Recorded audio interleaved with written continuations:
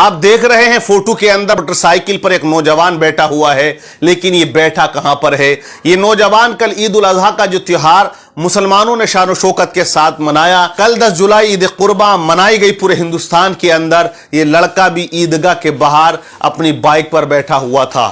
جب کسی نے اس سے آ کر کہا کہ نماز تو اندر ہو رہی ہے، تم باہر بیٹھے ہوئے کیا کر رہے ہو؟ آخر تم نماز پڑھنے اندر کیوں نہیں گئے؟ تو اس نوجوان نے سوال کرنے والے کو جواب دیا اور کہا کہ میں ہندو ہوں، میں مسلمان نہیں ہوں۔ تو کہا کہ تم عیدگاہ کے باہر پھر کیا کر رہے ہو؟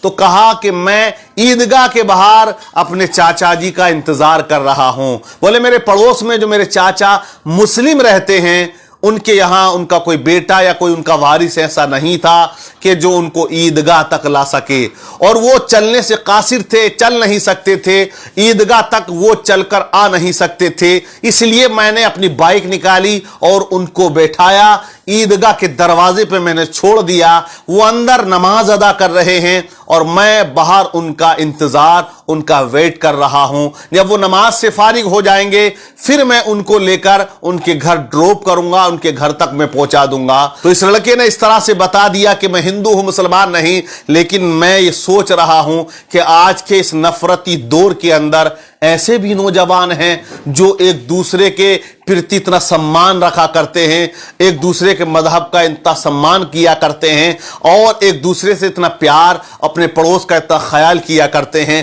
یہ نوجوان واقعی قابل تعریف ہے اور داد و تحسین کے لائق ہے کہ اس نے بہت اچھا عمل یہ کیا ہے کہ ان کو نماز کے لیے لایا اور ان کو دروازے تک، عیدگاہ کے گیٹ تک چھوڑ کے گیا۔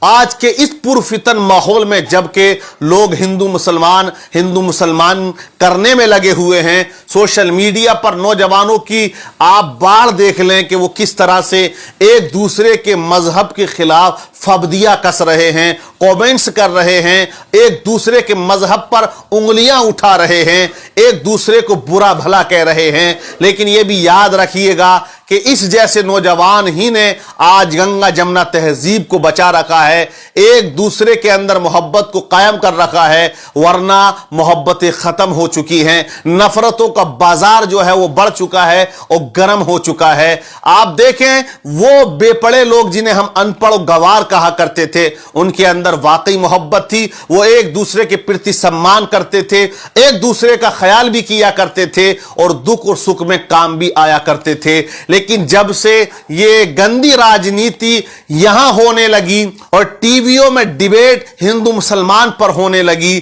تب سے لوگوں کے دلوں میں نفرتوں کا بازار بھی گرم ہو گیا۔ یہ نفرتوں کا بازار گرم کرنے والے کون لوگ؟ یہ بے پڑھے نہیں بلکہ ایجوکیٹڈ لوگ ہیں، ایجوکیشن سے وابستہ ہیں، پڑھے لکھے ہیں۔ جو ان پڑھ بے پڑھا ہے اس کے دلوں میں آج بھی محبت پائی جاتی ہے اور وہ نفرتیں نہیں پھیلاتا، لیکن آج ماحول یہی دیکھا جاتا ہے کہ لوگ ایک دوسرے کے مذہب پر فبدیاں کسنے میں لگے ہوئے ہیں۔ اس نوجوان کو مبارکباد پیش کرتا ہوں کہ اس نے یہ کام کیا، اور دوسرے لوگ اور دوسرے نوجوان بھی آج میں کہوں آنا چاہیے۔ ایک دوسرے کو برا بھلا کہنے سے کسی کا کوئی بھلا نہیں ہوتا ہے۔